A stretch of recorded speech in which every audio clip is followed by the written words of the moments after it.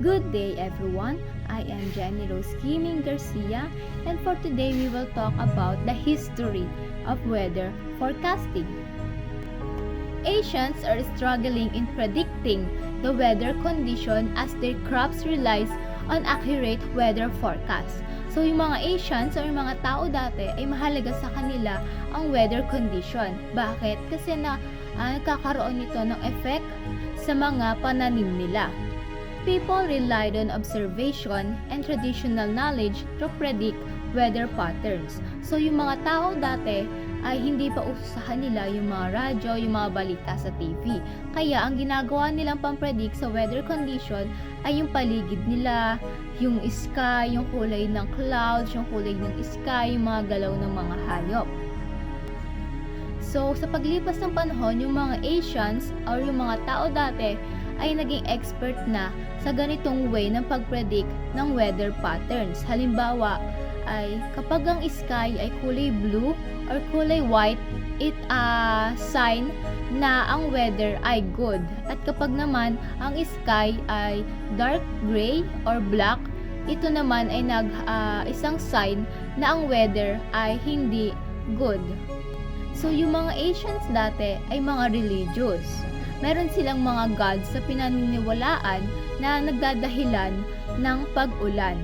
So isang halimbawa dito sa Aztec culture, ang pangalan ng gods of rain nila is Tlaloc.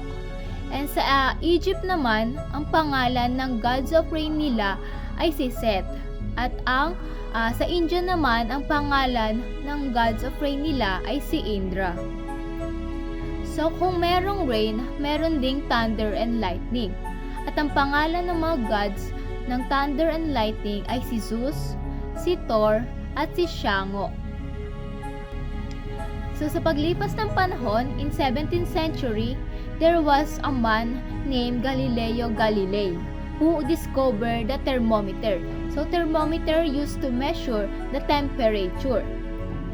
There is another man named Evangelista Torricelli who discovered the tool barometer.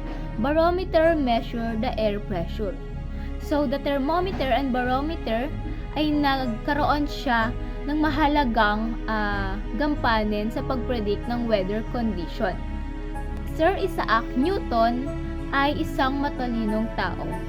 Ngayon, yung kaalaman niya sa physics of gravity, motion, and thermodynamics ay malaking epekto sa pag-predict ng weather. Ngayon, yung knowledge niya na yon ay shinare niya sa ibang scientist.